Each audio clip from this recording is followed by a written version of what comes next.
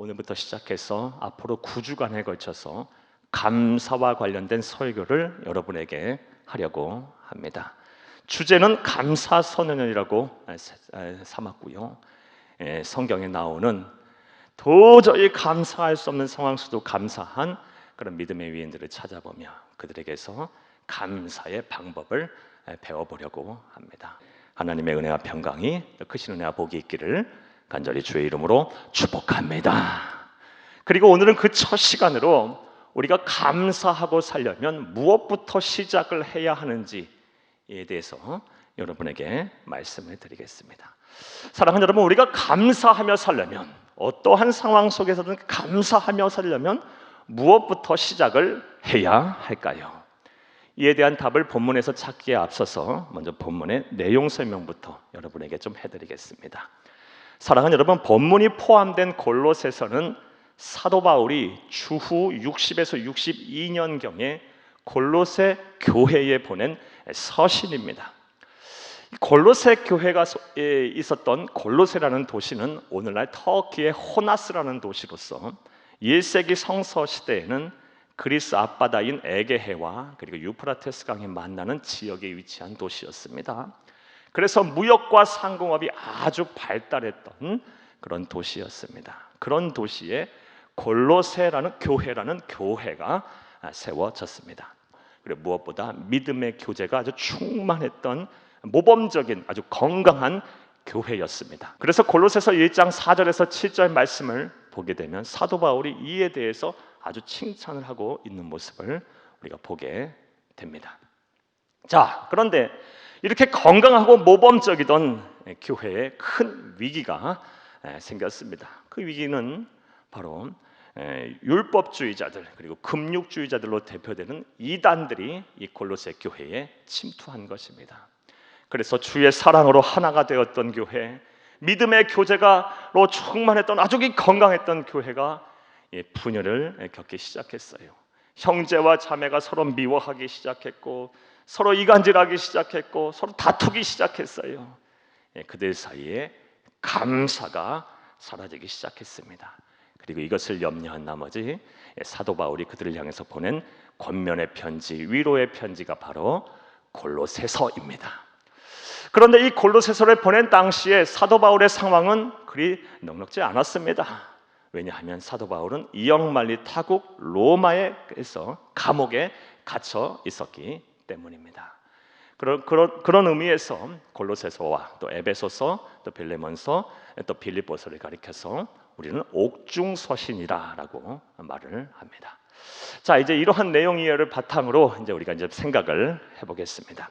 사랑하는 여러분, 우리가 어떠한 상황 속에서 감사하려면 무엇부터 시작을 해야 할까요? 자, 이제부터 따라하시겠습니다. 첫째로, 감사하며 살기로 굳게 결심을 해야 합니다. 감사의 시작은 내가 감사하며 살기로 굳게 결심을 하는 것부터가 시작입니다. 나는 어떠한 상황 속에서도 나는 감사하련다.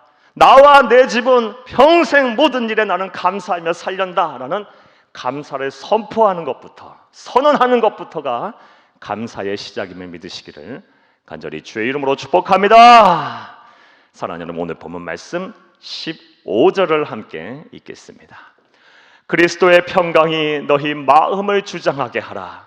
너희는 평강을 위하여 한 몸으로 부르심을 받았나니 너희는 또한 감사하는 자가 되라. 아멘. 사랑하는 여러분, 성령의 감동을 받은 사도 바울은 골로새 교회 성도들을 향하여 다음과 같이 말합니다.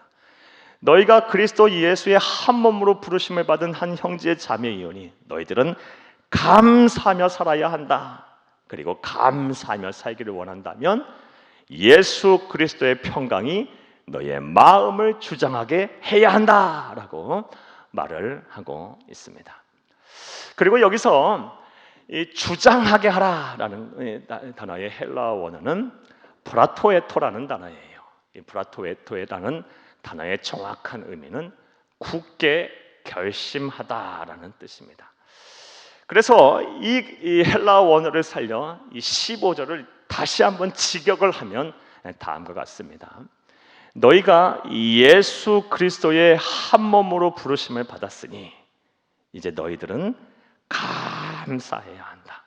그리고 감사하며 살기를 원한다면 예수 그리스도의 평강이 너희 마음을 다스리도록 너희가 굳게 결심을 해야 한다라는 것입니다.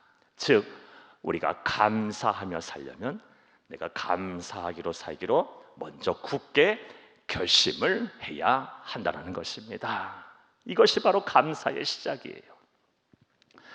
사랑하는 여러분, 이제 진리인 하나님의 말씀에 근거해서 오늘 본문 말씀에 근거해서 여러분에게 권면의 말씀을 드리겠습니다. 사랑하는 여러분, 평생 모든 일에 어떠한 상황 속에서든 감사하기를 원하십니까? 그래 주의 은혜 속에 행복한 인생, 건강한 인생, 하나님의 뜻을 온전히 이루는 그런 인생을 살기를 원하십니까? 그렇다면 나는 평생 동안 어떠한 상황 속에서든 감사하며 살련다라고 감사를 결심하시기를, 굳게 결심하시기를 간절히 주의 이름으로 부탁을 드립니다. 그리하면 믿음대로 될 거예요. 결심한 대로 여러분은 감사하며 살게 될 것입니다. 이와 관련해서 다음과 같은 이야기를 여러분에게 좀 들려드리겠습니다. 평생 감사라는 책을 쓴 정광 목사님이 쓰신 또 다른 책인 감사가 내 인생의 답이다 라는 책을 보게 되면 그 책 내용 안에 예배 감사의 비밀이라는 제목의 짧은 글이 있습니다. 이 글을 여러분에게 소개하려고 합니다. 이 글의 주인공은 지금 미국 노스캐롤라이나주의 휘디빌이라는 곳에서 목회를 하고 계시는 안남훈 목사님에 대한 이야기입니다. 그런데 이 안남훈 목사님이 목회하시는 그 교회, 처음 부임한 이 교회에 소위 왕언니라고 하는 권사님이 한 분이 계셨다고 합니다. 이 왕언니라고 불리는 이분은 아주 성격이 보통 분이 아니었다고 해요. 이분 때문에 이 안남훈 목사님이 이전에 세 분 목사님이 교회에 더 이상 계시지 못하고 교회를 떠나는 일이 발생했다고 합니다. 교회를 쫓아낸 거예요. 얼마나 성격이 유별났으면 목사가 견디지 못하고 그 성도 때문에 교회를 떠났겠습니까? 이 안남훈 목사님이 처음 그 교회에 부임해서도 했을 때는 이 왕언니라고 불리시는 분하고는 사이가 참 좋았다고 합니다. 그러나 얼마 못 가서 이분의 이제 성격이 나오는 거예요. 안 목사님은 참 막 정신적으로 괴롭히는 거예요. 그래서 밤에 잠을 자려고 하면 막 가위에 눌릴 정도로 큰 고통을 받았다고 합니다. 더 이상 이제 목회를 못하겠다, 나도 떠나야겠다라는 생각을 하고 이제 마지막으로 3일간 금식 기도를 하는데 하나님께서 이 안 목사님에게 다음과 같은 음성을 들려주시더랍니다. 안 목사야, 너는 왜 감사하지 못하고 너는 왜 사랑하지 못하고 일방적으로 미워만 하느냐라고 이런 음성, 책망에 가까운 음성을 들려주시더랍니다. 그래서 이 안 목사님이 이 왕언니를 생각하며 이 왕언니에 대해서 감사해야 될 것들이 무엇이 있는가 하나하나 적기를 시작했다고 합니다. 3시간 동안 억지로 막 머리를 쥐어짜내면서 감사 제목들을, 이 왕언니에 대한 감사 제목들을 적었더니 한 50여 가지를 적을 수가 있었다고 합니다. 하지만 진정 마음으로 감사한 내용들이 아니기 때문에 조금도 감동이 되지 않더랍니다. 그래서 그냥 찢어버릴까라는 생각이 들다가 이왕 하는 김에 100가지를 한번 채워보자라는 생각으로 더 머리를 막 쥐어짜면서 막 끙끙 앓으면서 100가지 이 왕언니에 대해서 감사할 기도 제목을 적었다고 합니다. 감사 제목을 적었다고 합니다. 자, 그런데 그러한 가운데 놀라운 변화들이 일어나기 시작했다고 해요. 이렇게 100가지나 적고 보니 이 왕언니, 이 사람도 참 좋은 사람이었구나라는 생각이 되더랍니다.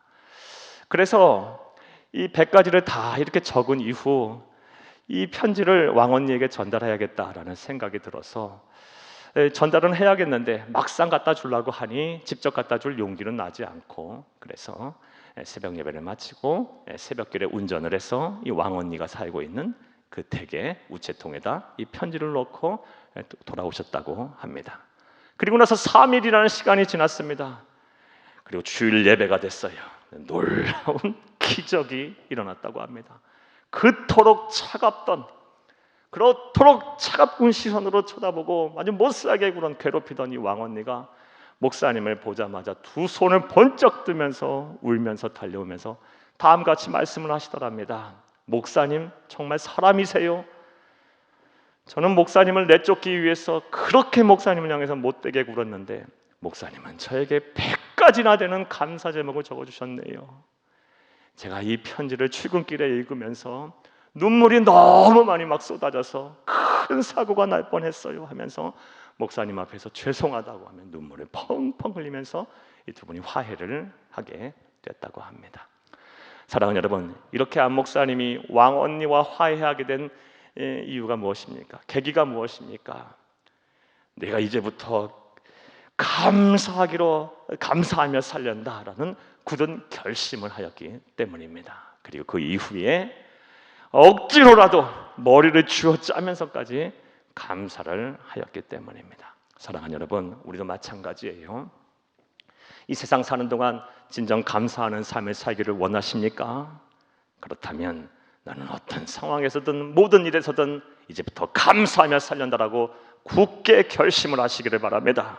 그리고 억지로라도 머리를 쥐어짜면서까지 감사하는 그런 삶을 사시기를 바랍니다. 그리하면 하나님께서 여러분에게 그런 마음을 주셔서 감사할 수 있는 능력을 주셔서 모든 일에 평생 감사하게 하실 것입니다.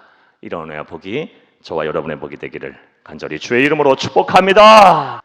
자, 또 두 번째로 우리가 감사하며 살려면 무엇을 해야 할까요? 따라 하시겠습니다. 둘째로 감사가 습관이 되어야 합니다. 감사하기로 결심을 했으면 이제 감사가 습관이 되도록 우리가 해야 합니다.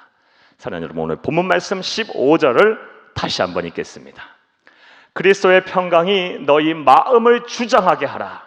너희는 평강을 위하여 한 몸으로 부르심을 받았나니 너희는 또한 감사하는 자가 되라. 아멘. 15절 하반절에 너희는 또한 감사하는 자가 되라 라는 이 구절을 헬라어 원어로 하면 유카리토스 기네스테라는 구절입니다. 유카리토스 기네스테라는 이 헬라어 원어의 의미를 충분히 살려서 너희는 또한 감사하는 자가 되라 라는 것을 다시금 직역을 하면 너희는 또한 감사하는 자가 되도록 끊임없이 노력하라 라는 뜻입니다.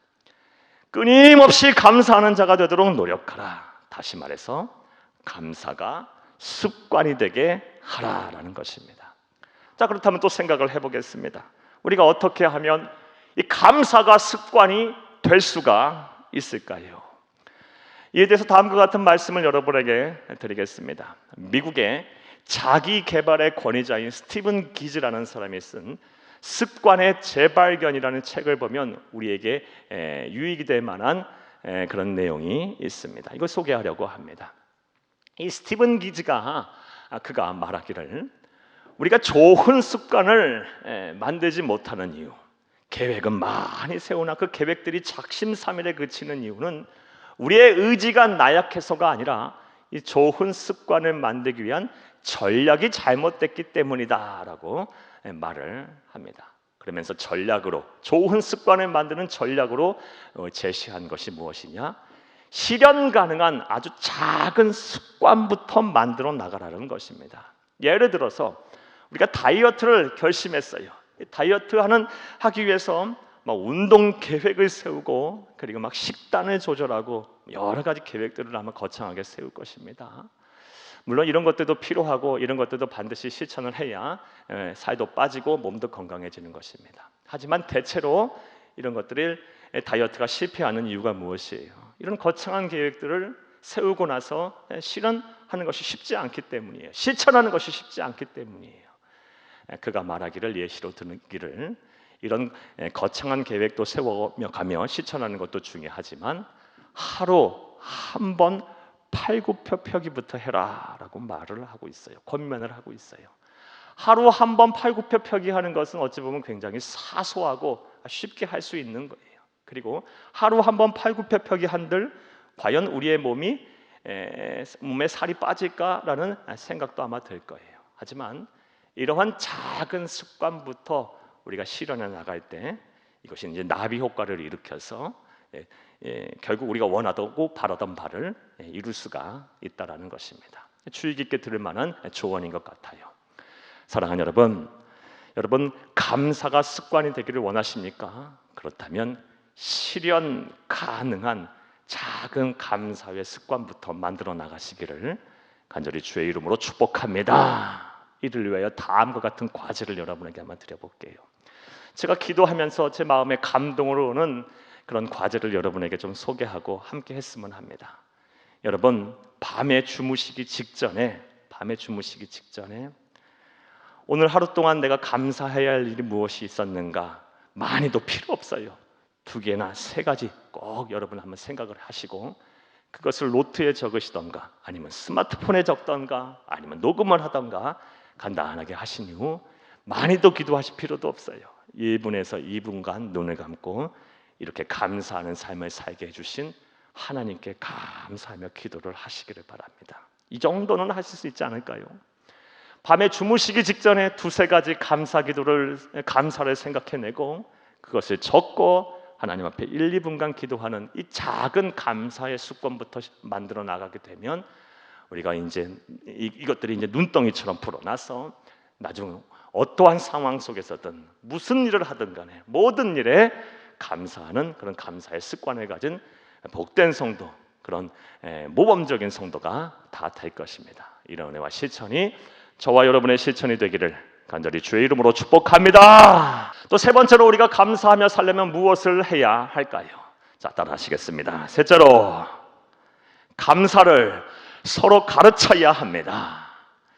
감사하며 살련다 굳은 결심을 하고 감사를 이제 습관으로 만들기 위해 노력하였으면 나아가 감사를 나 혼자만의 것으로 삼는 것이 아니고 모든 사람들이, 내 주변에 있는 모든 사람들이 감사할 수 있도록 감사를 서로 가르치라라는 것입니다. 그리할 때 우리는 감사가 풍성한 삶, 어떠한 상황 속에서든 모든 일에 감사할 수 있는 그런 모범적인 하나님이 찾으시는 그런 성도가 된다라는 것입니다. 오늘 본문 말씀 16에서 17절을 함께 읽겠습니다.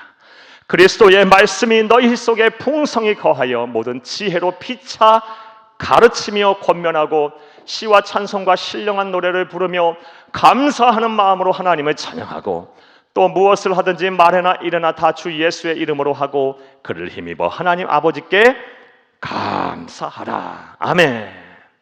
쉽게 말하면, 간단하게 요약을 하면 성령의 감동을 받은 사도 바울은 골로새 교회 성도들을 향해서 그리고 오늘날 우리들을 향해서 모든 지혜로 모든 하나님의 말씀으로 서로 가르치고 권면하여 감사하고 찬송을 부르는 성도가 되게 하라라는 것입니다.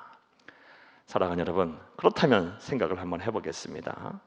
왜 하나님께서는 사도 바울의 입을 통해서 나만 감사를 결심하고 나만 감사의 습관을 만드는 것이 아니라 감사를 가르치게 해서 나뿐만이 아니라 모든 사람이 감사하게 하라고 우리에게 말씀을 하고 계실까요?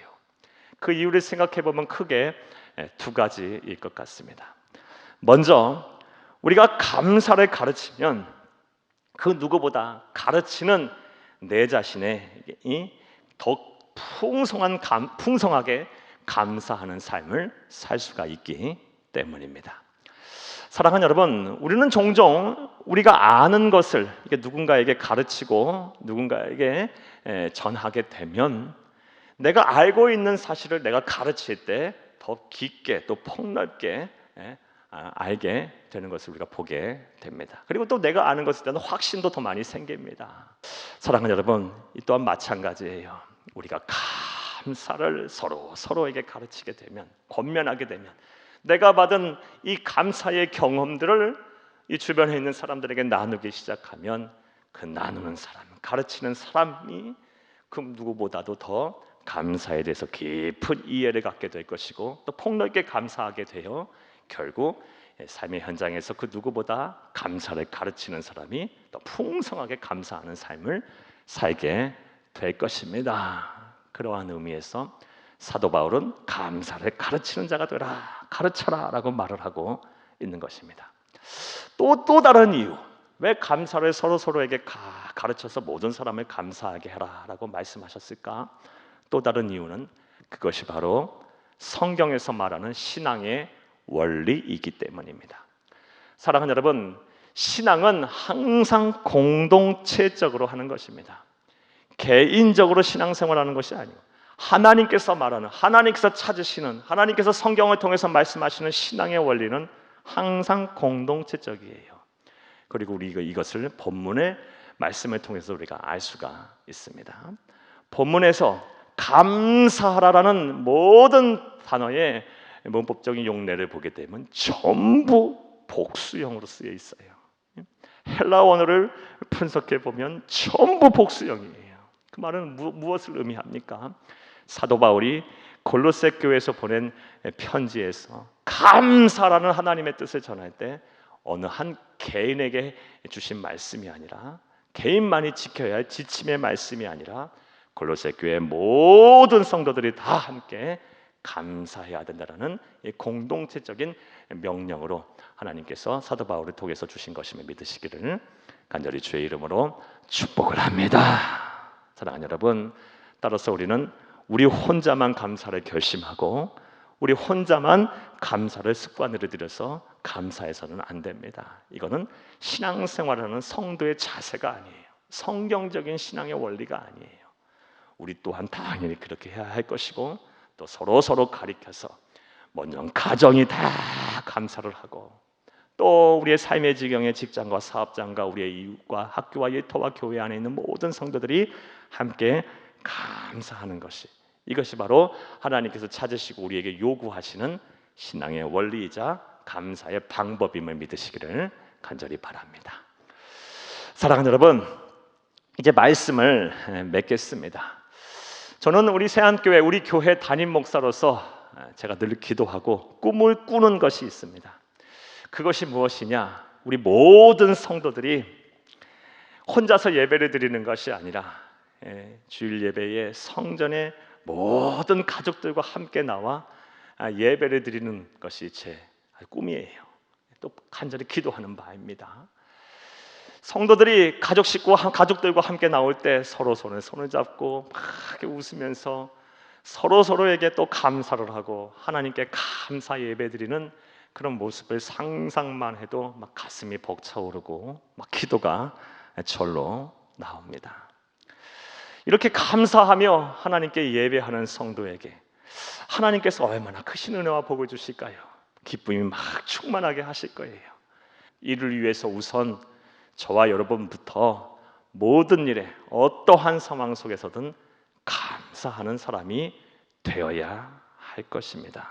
그러므로 오늘 우리에게 주신 이 말씀을 꼭 마음에 새기고 반드시 삶의 자리에서 실천하시기를 바랍니다.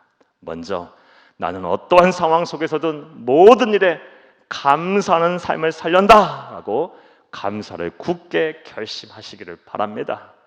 그리고 나서 감사가 습관이 되도록 내가 할 수 있는 작은 감사의 습관부터 여러분 지켜나가시기를 부탁을 드립니다. 나아가 혼자만 감사하고 혼자만 결심하고 혼자만 습관으로 삼는 것이 아니라 여러분 감사를 가르쳐서 여러분 주변에 있는 사람들이 함께 감사하는 그런 은혜가 있기를 바랍니다. 그리하면 어떠한 상황 속에서든 여러분들은 다 감사하게 될 거예요. 평생 감사하게 될 거예요.